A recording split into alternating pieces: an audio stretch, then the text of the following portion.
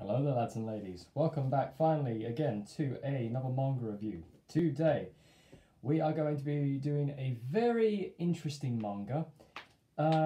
It's kind of got like that Mr. and Mrs. Smith vibe to it. Have you ever seen that film with Angelina Jolie and Brad Pitt? Fantastic film, hilarious as all can be. And we are going to be doing the series known as Spy X Family.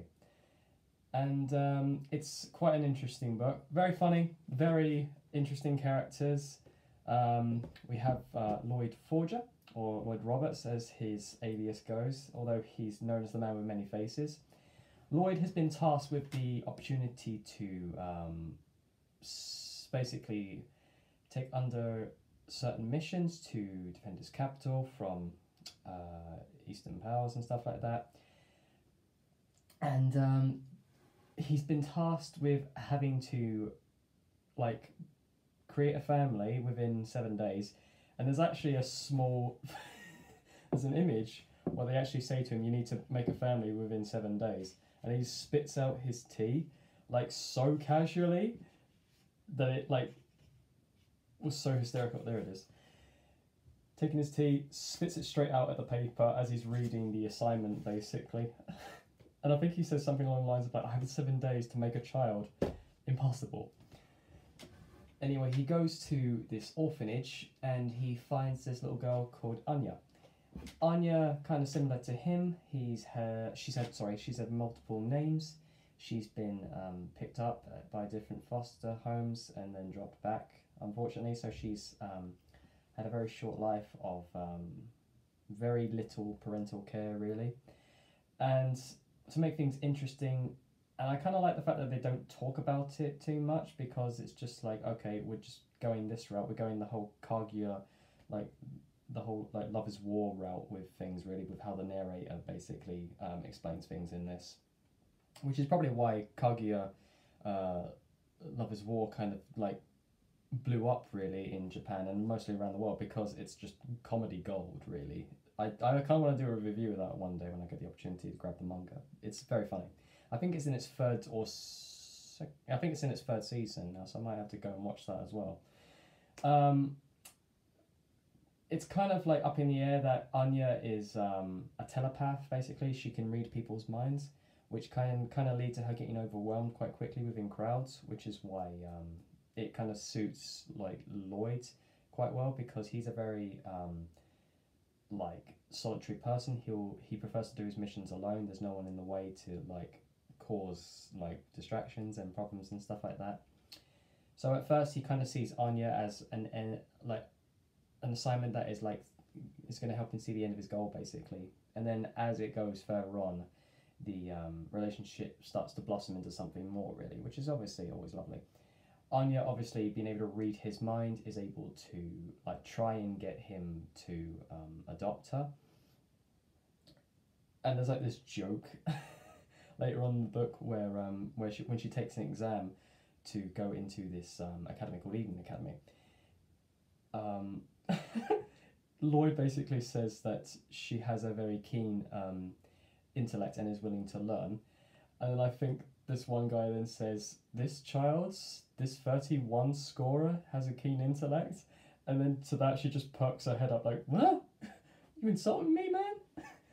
Anyway, one thing is led to another. They end up in this apartment. She gets into his equipment and sends out a message to all that can hear him, to hear her, basically. There's someone that's trying to find Lloyd and to cause him some pain and problems, because obviously Lloyd's done some missions against this one evil chap beforehand. And he's quite ever so evil, because as he's kidnapped Anya and has her tied up in a what appears to be a shopping cart for some reason. I guess they couldn't find a chair big enough for her to sit in, I guess. It just threw me off that she's sitting in a shopping cart in the middle of a warehouse. It's just weird. I'm sorry. Anyway, one thing led to another. The leader has to show he's a badass mofo, and he just shoots this random goon in the face, like right in front of Anya. And I'm thinking to myself, but bloody hell, that's quite over the top. But you know, it's a good way to get across the point that, oh yeah, she might have royally effed up, like trying to seek some entertainment, basically. As the narrator said, she's basically entertainment starved, and she just loves the idea of having a spy as a father. And another thing leads to another. Lloyd ends up coming home, finding out that she's been kidnapped, and ends up getting kidnapped himself. They bring him to the area to get interrogated, only to find out that it's actually the guy that knocked him out that has been kidnapped, basically. As I've said in the beginning, he's the man with many faces, so obviously he's taken on the disguise of this chap, who then brought him himself to then be presented to this evildoer, basically. So basically, he's in disguise. He's managed to take Anya back, and they've run off together. And Anya's been able to figure out that this is him because of his like thought patterns, and she kind of like nearly gives herself away by hugging him and then saying "Papa." So she kind of like has to keep it under wraps that she is a telepath. So she kind of has to do like things that are out of her way to make it seem like that she's smart, but without being smart, if you know what I mean. So I'm not saying she's stupid. She's very intelligent to a degree. But then there are times when it keeps flopping backwards and forwards between her being a child and her being like overly intelligent. Like sometimes when she's like reading someone's mind, she'll try and say the words that they're saying, but she can't make the full sentences. Like that's quite realistic of a 5 or a 6-year-old. I don't even know her age, to be honest, because she's not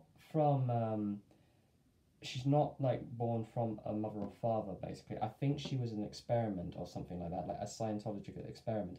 Either she was a test tube baby or something like that, but all her life all she's known is studying, working, and all that stuff, basically. She's been forced by the scientists to like study and like work for world peace and all that crap as they try to lie about it. They're obviously just using her as a weapon, basically. But yeah, that's kind of where Lloyd came across badly with her, because like interrogating a child never works. Like you want to instill like a type of confidence in them and like a type of self-belief that they can do things that they can accomplish, basically. Once they feel like that specialness, that they're needed and loved, basically, then they can go beyond like mountains to get what they're after, basically. It's quite amazing how children have such boundless energy and you really don't know what to do with it, really. That's why I kind of feel quite upset that most schools these days just don't really tend to focus too much on the own child's like self-belief, basically, because I feel an awful lot of children these days are lacking so much in self-confidence. It could either be to do with like family, home problems and stuff like that. Anyway, I'm getting too caught up on that. They head home, they end up having to switch houses, and then they realise that they actually have to have a parent meeting before she can enter Eden Academy. That is, if she's even accepted. And both parents have to be there. Obviously, she claims Mama doesn't exist. So they then have their Q-looking guy, who's basically, we'll call him Curly. He's got glasses on, very curly hair. He's meant to be like the goof version of Q from like James Bond and all that. And also, Anya is known as Subject 007 because of the whole like spy James Bond thing. They're going to keep it in there, you know, just to kind of like play up to the idea that she's an experiment. She is basically, you know, people would want to use her as a weapon and so on and so forth. So why not add a little bit of like, oh yeah, we'll call her Subject 007. It's a nice little play on words and all that. Anyway, Curly manages to get some like paperwork of women around the area, single women, mostly under their 30s, because let's face it, not an awful lot of women in their 40s and 50s above are marriage material. Nothing too young, nothing like with bad past, anything like that. In comes Yor. Yor is one of the most interesting, yet probably, like, I don't know how to explain it. She's like one of those characters which, she's kind of like Anya in a certain sense, where you can't take her seriously to a degree, but then the switch happens and she's just one of the most badass characters of all times, really. She's an assassin, basically. She works as a barista in a shop, and you know how it is with most women. You've got like bitchy girlfriends and all that talking crap about you because you're not like married or don't have a boyfriend in like your early like late 20s and all that crap. She's like 27 or something, so it's not really that old basically. I mean, I can't talk, I'm 29, so I'm on the cusp of being 30. Don't feel it though, I still feel like I'm young and virile as all can be. Anyway, Yor ends up having to have a conversation with her brother. She loves the socks off of her brother, and the brother loves her. Basically, they're all they have for one another. They're each other's only family. She doesn't want to worry her brother, so she kind of lies about her having a boyfriend, and it leads into one thing and another. So she tries to think about how to go to this party that she's been invited to by the bitchy girlfriends and bring a boyfriend, basically, to kind of put Yor's mind at ease. Sorry, to kind of put Yor's brother's mind at ease, which I think his name is Yuri, which is a very weird name to give a boy, because isn't that normally a girl's name or something like that? I don't know. But it's interesting, really. So they end up going to the seamstress. This is like after a scene where she gets called by the seamstress, who is also her contract dealer, basically. She goes to this high-rise hotel, kills fucking loads of men, like kills loads of them, all of them. Like I count at least like 20 bodies. Like they're strung about everywhere, basically. And the one thing she says after it all is like, damn, I can't get this out. Because she's an adept cleaner, like she's adept at killing people, so she's got to learn how to clean up after herself. Yeah, perfect housewife material.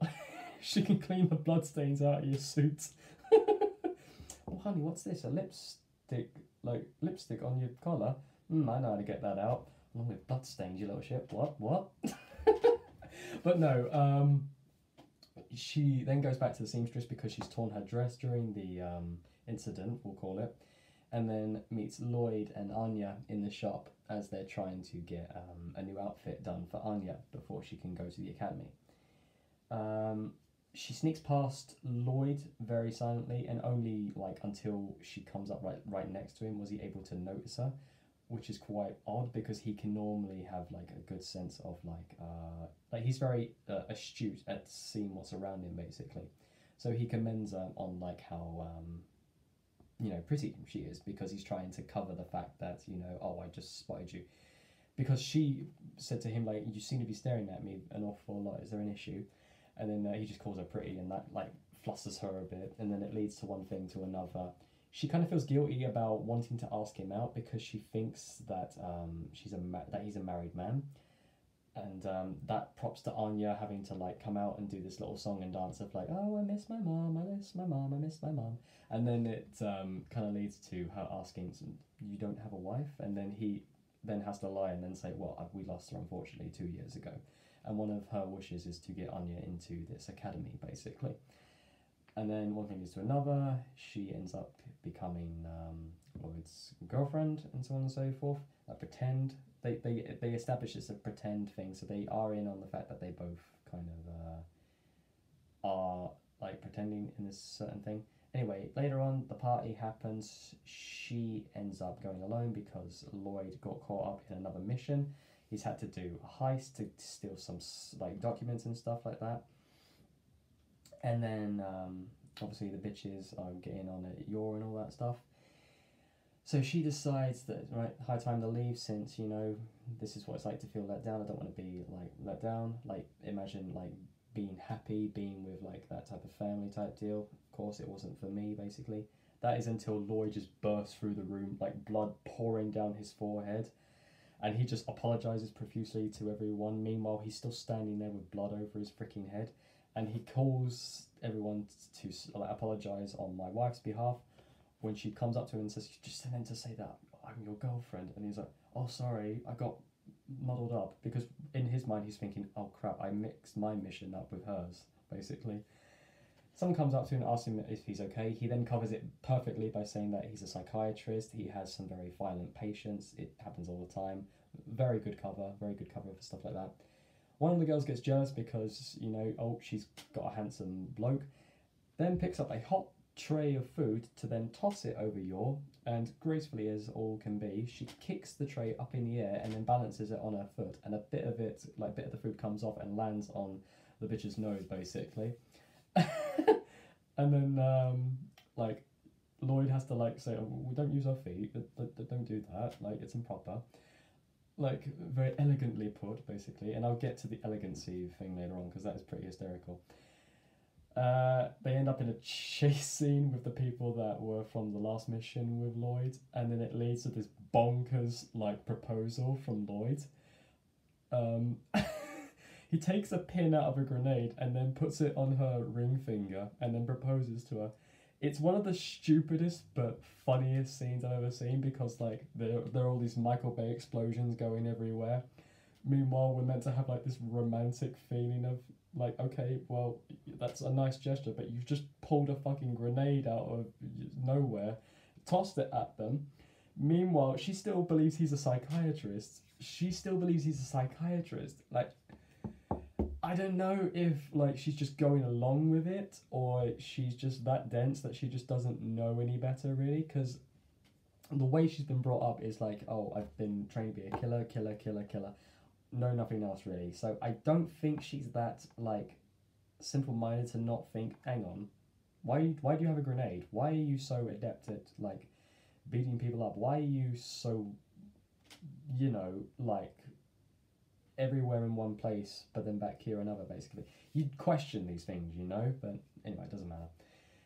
Later on, we get to Eden Academy and we meet one of the most zaniest characters of all mine, but the most elegantly zany, and that is the level 3 clerk, who has got one of the most magnificent beards and monocles I'll ever see, really. And already they're being tested as they walk into the courtyard, basically. Lloyd has tried his best to teach Anya and Yor how to elegantly like handle themselves within an area, basically. And after they do something elegantly every single time, this chap literally bursts out "Eleganto" and all that crap. It's just fantastic, really, how he carries himself very elegantly and all that. Anyway, there's this kid that's stuck in a drain. I don't know how he got there. We're not even going to talk about it. They managed to pull him out.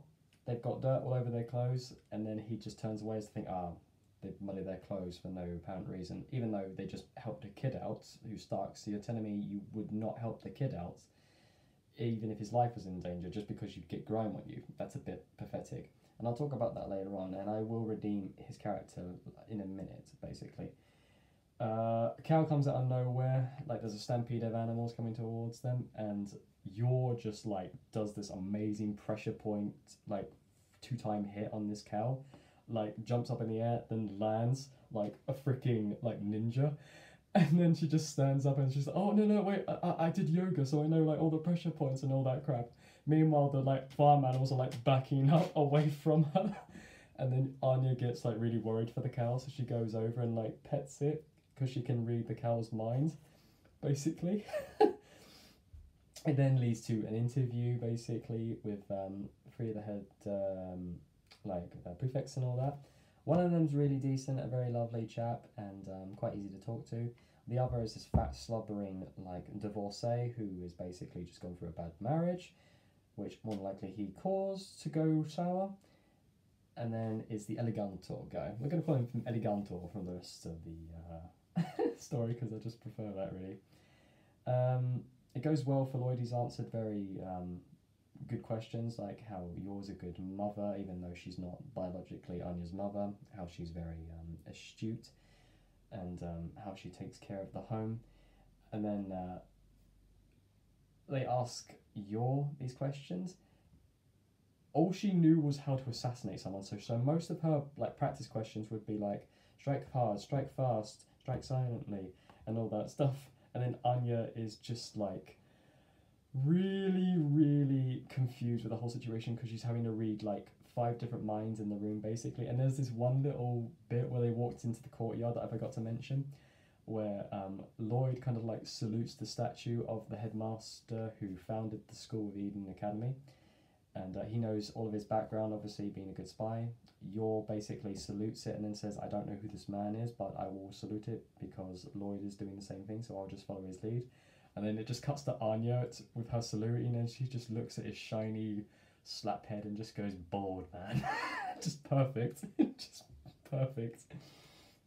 Anyway, then gets to the chubby fat guy who kind of insults Yor by assuming that, you know, not all, that every woman should be able to cook. That is not the case, really. Lloyd is a fantastic cook, and so Yor can help him out in the kitchen whenever she pleases, and he even states that, you know, she's a fantastic housewife and a good mother to my daughter, and she can take care of the home no problem. So he then kind of politely asks him to maybe ask a more sensible question, as you would do. And then it gets to Anya, where he then asks her the very inappropriate question of do you prefer your real mummy or your new mummy? And to that, Lloyd then asked, can you please ask her a different question? And also, they're both getting visibly peed off because this guy's just being a knob, because he thinks, oh, they're too stuffy and all that, so they deserve to be brought down a peg or two. At the end of the day, you're here to interview them to bring to a school. You don't bring emotional things into it, basically. This guy's just an arsehole at the end of the day. Anya starts to cry because she's brought back to the testing lab, and the thoughts of her not actually having a mother, basically. I don't know, she might have a mother, we don't know. I'm just assuming she might be a test tube baby. Or she might have had a mother. It's kind of like the whole that one game where this one character was linked with this other spirit, which was her twin. Beyond Two Souls, that's what it was. Yeah, it's kind of like that, basically. Anyway, Yor is about to go insane. Lloyd calms her down, there's no need to get aggressive and all that stuff. Anyway, the guy then says something completely fucking blatant to then Lloyd just you see his face, he wants to fucking punch the living shit out of him, and then he just crushes the table in front of him, and there's a mosquito on it. It says, my apologies, there's a mosquito on the table. And then he turns back towards them as they're leaving, as he says, if it means to be elegant to be part of this school, to needlessly insult a child, to make yourself seem bigger as a person, then this is not the school for us. Have a pleasant day.